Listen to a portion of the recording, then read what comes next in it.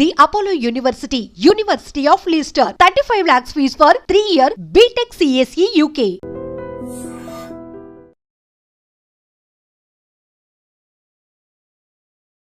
Court ఉంది అంటున్నా. ఎవరు పడితే వాళ్ళు స్టే ఎట్లా ఇస్తారు? ఎవరు ఇచ్చారు మీకు అధికారం? సుప్రీంకోర్టు చెప్పింది వినాలని హైకోర్టులకు లేదా? ఏం వినాలే?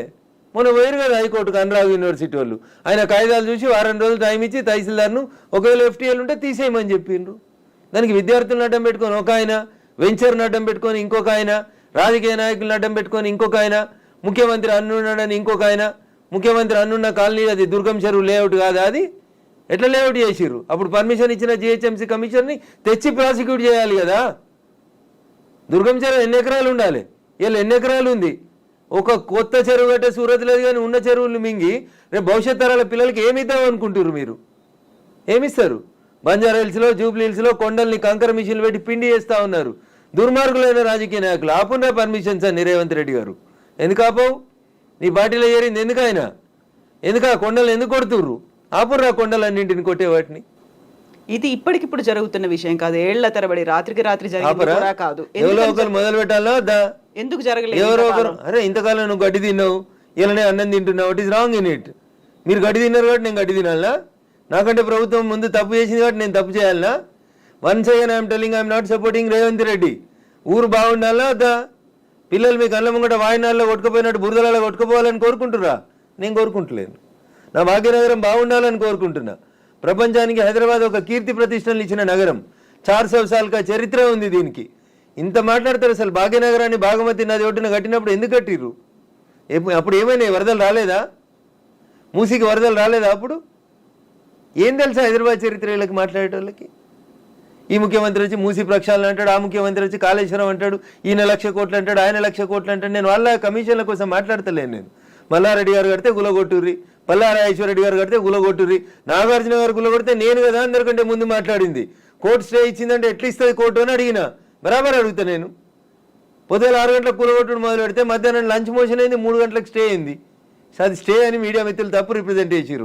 స్టేటస్కో ఇచ్చింది, అది కూడా కరెక్ట్ కాదంటే నేను జడ్జి గారి ముందు కూడా ఇట్లే వాదిస్తా. నేను కూలగొట్టాలి అంటున్నా. 2014లో చెప్పింది అంటున్నా ఆంధ్రప్రదేశ్ ఉమ్మడి హైకోర్టు. ఏమని? ఎన్ కన్వెన్షన్ సర్వే చేయమని చెప్పింది హైకోర్టు. సర్వే చేసి హెచ్ఎండిఏ 2016లో రిపోర్ట్ ఇచ్చింది. అందులో 3.5 ఎకరాల ఎఫ్టీఎల్ బఫర్ జోన్ ఉందని. 2016 నుంచి ఇలా ఎందుకు కూలగొట్టలేదు అంటున్నా. కోర్టు ఉత్తర్వులను ఎందుకు ఉల్లంఘించారు? ఏం జరిగింది అనుకుంటున్నారు మీరు? ఏం జరుగుతుంది? వాళ్ళ కోడలు బ్రాండ్ అంబాసిడర్ అయింది చేనేతకి. ఆమెకి చేనేత తెలియదు, చీర తెలియదు. ఆమె తెచ్చి బ్రాండ్ అంబాసిడర్ చేసారు. ఆ సంబంధాలు ఏం సంబంధాలు వాళ్ళు చెప్పాలి, అప్పుడున్న వాళ్ళు చెప్పాలి. నాకేం తెలుస్తుంది? వాళ్ళకి ఆ రంగుల లోకంతో ఉన్న రక్త సంబంధం ఏందో వాళ్ళు చెప్తే బాగుంటుంది. నానోరు ఎందుకు ఖరాబ్ చేస్తారు?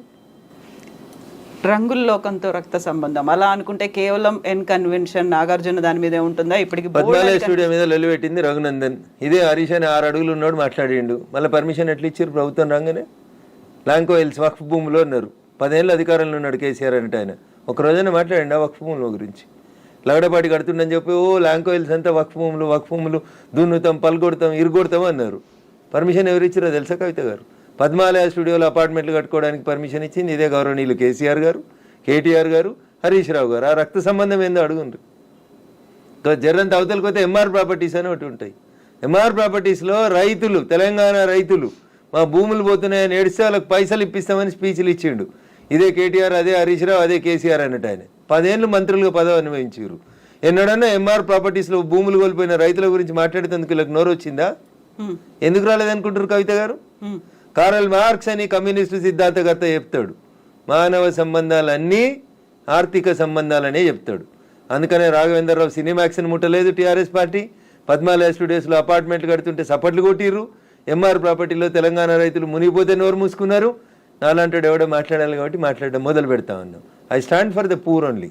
నేను ఇప్పుడు ఈ రాష్ట్ర ప్రభుత్వాన్ని డిమాండ్ చేస్తా ఉన్నా. నేను అమ్ముతురు కదా కోకాపేటలో ఎకరం 100 కోట్లు పెట్టి 100 ఎకరాలు అమ్మిండ్రు కదా. ఆ పక్కన ఇంకా 150 ఎకరాలు ఉంది ప్రభుత్వ భూమి. ఇప్పుడు ఈ ఇండ్లు పోతున్న వాళ్ళందరికీ ఒక 25 ఎకరాలు లేఅవుట్ చేయండి. ఈ పేదోళ్ళందరికీ మంచికి 100 గజాల స్థలం ఇయ్యండి. ప్రధానమంత్రి ఆవాస్ యోజన కింద ఇంటి పైసలు 5 లక్షలు ఇయ్యండి. ఇందిరమ్మ ఇంటి కింద నువ్వు 5 లక్షలు. ఈ నాలాల మీద కట్టుకున్న వాళ్ళు, చెరువులు కుంటలలో కట్టుకున్న వాళ్ళ కోసం ఏంది కోకపేటలో 100 కోట్లకు ఎకరం పోయే భూమిలో వీళ్ళకి లేఅవుట్ చేసి 25 ఎకరాలు అక్కడ ఉప్పల్ బగాయితో లగాయితో అని పెట్టి అమ్మిర్రు కదా ఊడా యాక్షన్ పెట్టి. అట్లా ఈ గరీబ్ వాళ్ళందరికీ తీసుకొచ్చాడు కాలనీ కట్టు. వీళ్ళు అరువులు కాదా 100 కోట్ల భూమిలో ఉండేందుకు?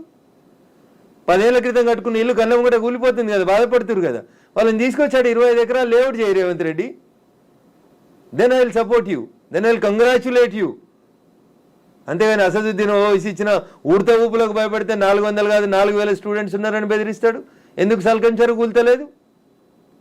కూలాలి కదా సల్కం చెరువులో ఉన్న ఫాతిమా మెడికల్ కాలేజ్. ఎందుకు భయపడుతున్నారు? ఏమవుతుంది రేవంత్ రెడ్డి గారు? మొదలు పెట్టినావు కదా, కొట్టేసేయన్ని. అపప్రద నీకెందుకు? మల్లారెడ్డితోటి పాత పగుందని, పల్లారాజేశ్వరరెడ్డి పార్టీ మారతలేడని కొడుతున్నా చెడ్డ పేరు ఎందుకు? ముందు అసదుద్దీన్ ఓవైసీ తోటి మొదలుపెట్టు.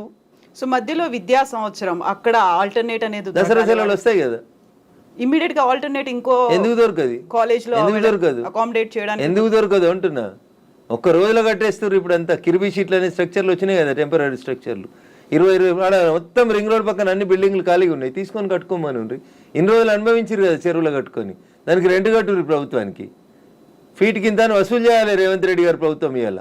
ఏసి నిజంగా ఎవరైనా పేదలకు నష్టం జరుగుతుంది చెరువులలో తెలిసి తెలియక అమాయకంగా ప్రభుత్వం లేఅవుట్కి పర్మిషన్ ఇస్తే కట్టుకున్న వాళ్ళు ఉన్నారు, వాళ్ళందరినీ తీసుకొచ్చి కోకపేటలో పెట్టండి అంటున్నా. ఏంది ప్రాబ్లం ఏంది మీకు? గరీబులు అక్కడ ఇల్లు కట్టుకోదా కోకపేటలో? కట్టుకొని 100 గజాలి, 100 కాకపోతే 150 గజాలి, ఇంకా 150 ఎకరాలు ఉంది కదా ఆడ. నిజంగా నీకు హైదరాబాద్ శుద్ధి చేయడమే నీ లక్ష్యం అయితే రేవంత్ రెడ్డి గారు, కోకపేటలో ఉన్న 150 ఎకరాలలో ఎన్ని ఇళ్ళు పోతున్నాయో ఐడెంటిఫై చేయి. అందరికీ మంచికి 100 గజాలకు పట్టాలి, అప్పుడు ప్రజల్ని నర్శిస్తారు. ఇప్పుడు జీవో 111 కాదు, అంతకుముందు వాల్టా యాక్ట్లు ఇవన్నీ కూడా వచ్చాయి మన వాటర్ బాడీస్ ని ప్రొటెక్ట్ చేసుకో. నాకంటే ముందున్న వాళ్ళు ప్రతి ఒక్కరు తప్పు చేసిండని ఇప్పుడు నన్ను తప్పు ఏమని అడిగే అధికారం మీకు? అంటే ముందు నుంచి ఎందుకని ఫోకస్ పెట్టలేకపోయారు? ప్రెషర్స్ ఏమున్నాయి? ఎవరికి భయపడ్డారని మీరు? రాజకీయ నాయకులకి, రియాల్టర్లకి, వాళ్ళు ఇచ్చే పైసలకి. ఇంతకంటే ఎక్కువ ఏముంటుంది తల్లి? కట్టే కొట్టే తెచ్చిమంటే ఇంతే. రాజకీయ నాయకులకి ఎవరో అనుగో ఫైనాన్స్ చేసేటోళ్ళో ఫండ్ ఇచ్చేటోళ్ళో ఎవరో ఒక బిల్డర్ ఉండి అన్న నేను ఈ చెరువు పక్కన జరంత మట్టి వచ్చి అమ్ముకుంటా అంటే అమ్ముకోమంటాడు, చూసి చూడనట్టు పొమ్మంటాడు, అయిపోతుంది. అది 1 పోయి 2 అవుతుంది, 2 పోయి 3 అవుతుంది. అట్లా వాడు పోసిండని వీడు పోసి, వీడు పోసిండని ఇంకోటి పోసి. సో ఇప్పుడు మనకి వానలు వరదలు ఇవి మునిగిపోవడాలు ఇలాంటివన్నీ ప్రతిసారి వచ్చినట్టే. ఇదంతా ఎకలాజికల్ ఇంబ్యాలెన్స్. ఎగ్జాక్ట్లీ, ఇదంతా ఎకలాజికల్ ఇంబ్యాలెన్స్. ప్రకృతిని కాపాడండి, పర్యావరణాన్ని ప్రేమించండి. లేకపోతే ఇప్పుడు మంచినీళ్ళు తాగమంటే బాటిల్ పెట్టినట్టు రేపు ఆక్సిజన్ సిలిండర్లు జబ్బ మీద వేసుకొని మీ మన్మరాలు తిరగాల్సిన దుస్థితికి పోతారు మీరు. ఆ పరిస్థితి రాకుండా కాపాడండి అంటున్నా. ఎగ్జాక్ట్లీ. సో కోర్టు నోటీసులు, స్టేలు, ఆ తర్వాత స్టేటస్ కో మెయింటెనెన్స్లు ఇవన్నీ కూడా అంటే ప్రతిదీ ఏది టచ్ చేద్దామన్నా మళ్ళీ కోర్టుతో లింక్ అయి ఉంది కాబట్టి ఇది కూడా ఎక్కువ కాలం నిలవదేమో హైడ్రా అనేది కూడా వినిపిస్తుంది. యాజ్ అడ్వకేట్ మీరేం చెప్తారు అసలు? సో నేనేమంటున్నా, శుభం గోర్ర పెళ్లి కొడుకు అంటే ఏదో అన్నాడంటే అట్లున్నది మా కవిత ఆలోచన. ఎందుకు ముందు నుంచి అనేది అదే కదా. కన్వెన్షన్ దగ్గరికి వెళ్ళింది అనగానే కోర్టు స్టే కోర్టు పరిధిలో మాట్లాడము అనే మాటలు ఎవరు? నేను మాట్లాడుతూనే ఉన్నా కదా రోజు. నో, మీరనట్లేదు. ఆక్యుపై చేసుకున్న వాళ్ళ దగ్గర నుంచి వచ్చే సమాధానం అదే, కోర్టు పరిధిలో ఉంది కాబట్టి. తప్పించుకునే ప్రయత్నం తప్ప ఏముంటుంది? దొంగకు తేలుగుడితే ఏం చేస్తాడు? తేలుగుట్టిందని చెప్తాడా? అప్పటికి నోరు మూసుకొని పోతాడు. గట్లే ఉంటుంది. ఏం స్టే ఉంది? ఏదో స్టే ఉంది అని ట్వీట్ చేసి ఏడ స్టే ఉంది? ఏ కోర్టులో స్టే ఉంది? ఏంది స్టే? స్టేలు సంవత్సరాలు ఉండొద్దని ఇదే సుప్రీంకోర్టు చెప్పింది అంటున్నా. మా గౌరవ న్యాయమూర్తులు అట్లా సంవత్సరాలు స్టే ఇయ్యరు. స్టే ఈజ్ టెంపరరీ అంతే. 15 రోజులు, నెల, 2 నెలలు, 3 నెలలు అంతే. స్టే ఏంది? 2014లో ఎన్కన్వెన్షన్ సర్వే చేయమని 2024 దాకా స్టే ఇచ్చిరా? ఏ కోర్టు ఇచ్చిందో చూపెట్టుర్రు నాకు. మీ అంత చదువుకోకపోవచ్చు కానీ నాకు స్టే అంటే ఏందో అర్థం తెలుసు. జర చూపెట్టుర్రి. హైడ్రాకి విధి విధానాలు లేవు, సరిగా ఏది ఫామ్ చేయకుండానే ముందుకెళ్ళిపోతున్నారు. బుల్డోజర్ సర్కార్ని తీసుకొస్తోంది హైడ్రా పేరుతో అనే వాదనని ఎట్లా చూస్తారు మీరు? మీకు వచ్చిన కడుపు నొప్పింది. మీరు ఫేర్గా ఉన్నారు కదా, మీరు నీతిగా ఉన్నారు కదా, మీరు పర్యావరణం బాగుండాలని కోరుకుంటారు కదా, ఈ భాగ్యనగరం బాగుండాలని కోరుకుంటారు కదా. In what way you are agreed by it? మీకు వచ్చే నష్టమైంది అంటున్నా. ప్రజల చేత, ప్రజల కొరకు ప్రజలు ఎన్నుకున్నటువంటి ప్రభుత్వాలు తీసుకునే నిర్ణయాలని ఏం చేస్తారు మీరు? కోర్టు ఎందుకు అడ్డుకుంటుంది? కోర్టుకుండే అధికారాలు ఏంటి? ఎంతవరకు అడ్డుకోవాలో అంతవరకే అడ్డుకుంటుంది. నేను చెప్తున్నా కదా, ఈ దేశ సర్వోన్నత న్యాయస్థానం సుప్రీంకోర్టు చెప్పింది కూలగొట్టమని. సుప్రీంకోర్టుకు భిన్నంగా లోకల్గా ఉండేటువంటి జడ్జిలు అట్లా ఇస్తారా జడ్జిమెంట్లు? నాకు తెలిసినంత వరకు అయితే ఎవరు కవిత గారు. సో ఇప్పుడు హైడ్రాని సడన్ గా తెర మీదకి తీసుకొచ్చింది. 1994 రావడం, ఒక హైడ్రాని తీసుకొని రావడం అనేది భయపెట్టడానికో బెదిరించడానికో, లేకుంటే రుణమాఫీ 6 గ్యారంటీ స్కీములు అడుగుతున్నారు కాబట్టి డైవర్షన్ పాలిటిక్స్ అనే వాళ్ళకి ఏం చెప్తారు మీరు? నేనంటున్నా, రుణమాఫీ చేయాల్సిందే, ఇచ్చిన 6 హామీలను అమలు చేయాల్సిందే. రైతులకు చెప్పినటువంటి రుణమాఫీ, యువతకు చెప్పిన డిక్లరేషన్, మహిళలకు ఇచ్చినటువంటి మహిళా డిక్లరేషన్ అన్నీ చేయాల్సిందే. అవి చేసి ఇది వదిలేద్దామా? అవి చేయాల్సిందే, ఇవి చేయాల్సిందే. ఇది చేయమని చెప్పు, అది చేయమని లొల్లి పెడతాం. మేము లొల్లి పెడుతూనే ఉన్నాం కదా. బీజేపీ ప్రశ్నిస్తున్న బీజేపీ పేరిట, ప్రశ్నిస్తున్న తెలంగాణ పేరిట మేమంతా నడుపుతూనే ఉన్నాం కదా. రైతన్నల రుణమాఫీ కోసం మాట్లాడితే హైడ్రా గురించి మాట్లాడొద్దా? బట్ అది డైవర్షన్ కోసమే చేస్తున్నారు అనే మాట. So I don't have any comment on this particular issue.